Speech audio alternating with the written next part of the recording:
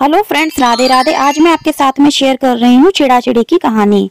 Friends, अगर आपके पास खुद का मकान नहीं है, आप किराए के घर में रहते हैं और आप चाहते हैं कि आप अपने लिए स्वयं का मकान बनवाएं, तो कार्तिक पूर्णिमा के अगले दिन पड़वा के दिन सुबह सुबह आपको स्नान आदि करके पूजा पाठ करके चिड़ा चिड़ी की कहानी जरूर सुननी चाहिए। चिड़ा चिड़ी की कहानी सुनने के लिए सबसे पहले आपको मकान बनाना चाहिए।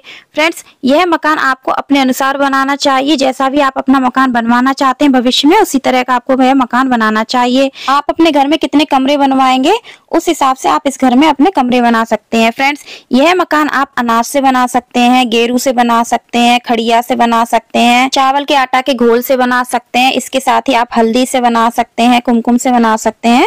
तो आप अपने अनुसार इस मकान को आज के दिन जरूर बनाएं। तो मैंने यहाँ पर 3 कमरे बनाए हैं, एक बरामदा बनाया है। अब फ्रेंड्स, हमें इस घर की सबसे पहले पूजा करनी चाहिए। तो हमने हर कमरे में चंदन की टीकी रखी है। आप कुमकुम की भी टीकी लगा सकते हैं। बरामदे में हमने चंदन का स्वास्तिक बनाया है। जैसे कि प्रत्येक घर में स्वास्तिक का चिन्ह बहुत ही शुभ होता है। स्वास्तिक की जगह आप श्री भी लिख सकते हैं। इसके अलावा फ्रेंड्स, आपने इस घर में जो घर का मुख्य द्वार बनाया है, वहाँ भी आप स्वास्तिक बना सकते हैं। इसके बाद चिड़ा चिड़ी की कहानी सुनने के लिए चिड़ा चिड़ी बनाए जाते हैं। ये बिना नमक के आटा से बनाई जाती है। तो चिड़ा मैंने बना लिया है। अब उसी तरह से हम चिड़ी को भी बना लेंगे। चिड़ा चिड़ी बनाने के बाद हमने जो मकान बनाया है उसका हम पूजन करेंगे। घर के प्रत्येक कमरे में हमने पुष्प रखे हैं, आंगन में पुष्प रखे हैं, अनाज रखा है, खीले भी रख सकते हैं। फ्रेंड्स, हमें अनाज प्रत्येक कमरे में जरूर रखना चाहिए, क्योंकि इससे हमारे घर में अन्न धन की बरकत बनी रहेगी। तो उसी प्रकार से हम घर की पूजा करेंगे। यहाँ पर हमने चिड़ा चिड़ी को भी बैठा दिया है, इनका भी हम पूजन कर देंगे। तो इनका पूजा हम रोली से करेंगे, चंदन से करेंगे और अक्षत अर्पित करेंगे, पुष्प अर्पित करेंगे। आप कोई भी पुष्प अर्पित कर सकते हैं। भोग लगाएंगे तो आप मिश्री का भोग लगा सकते हैं, खील बतासे का भोग लगा सकते हैं, मिठाई का भोग लगा सकते हैं। इसके बाद हमने अपने घर के मुख्य द्वार पर तुलसी का पौधा रखा है। आप अपने घर के आंगन में भी तुलसी का पौधा रख सकते हैं, क्योंकि माता तुलसी प्रत्येक घर में जरूर होनी चाहिए। तुलसी माता के बिना घर सूना होता है।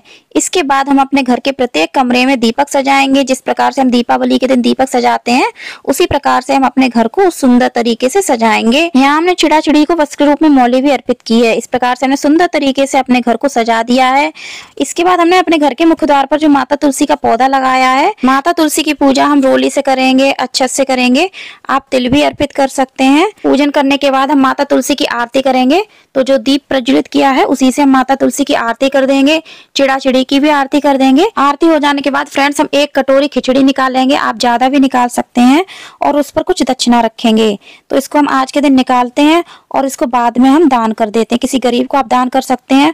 और फ्रेंड्स, आज के दिन आपको अपने घर में खिचड़ी जरूर बनानी चाहिए। धूप दिखाएंगे। फ्रेंड्स, अब हम हाथ में थोड़े से अक्षत और पुष्प लेंगे और चिड़ा चिड़ी की कहानी सुनेंगे। एक बार की बात है, 4 चिड़िया थी। वह चारों ही कार्तिक का स्नान करती थी।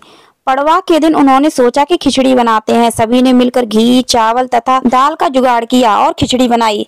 सबने सोचा कि पहले नहाकर आते हैं, फिर खिचड़ी खाएंगे। पहले एक चिड़िया नहाकर आई, बाकी नहीं आई। उसे भूख लगी थी तो उसने खिचड़ी की भाप खा ली। दूसरी चिड़िया आई तो उसे भी भूख लगी थी, उसने खिचड़ी का पानी पी लिया।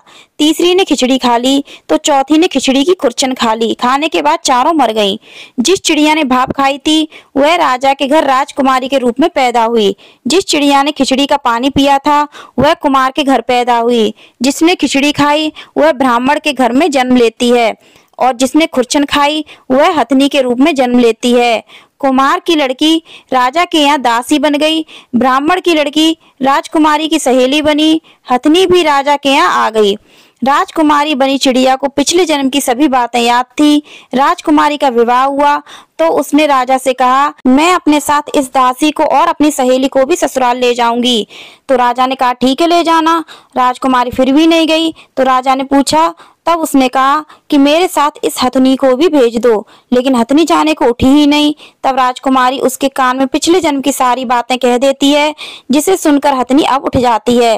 राजा यह सब देख रहा था और उसने तलवार निकालकर राजकुमारी से कहा कि सच बता, तू कौन है, नहीं तो मैं तेरा सिर काट दूंगा। राजकुमारी ने राजा को सभी बातें सच बता दी।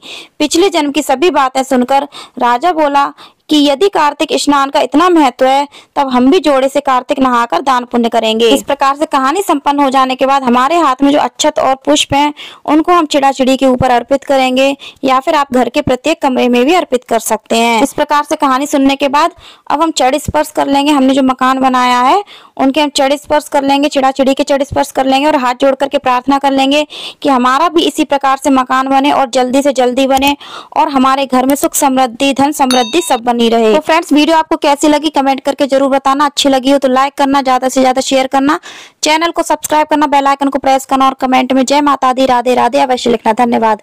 जय माता दी राधे राधे।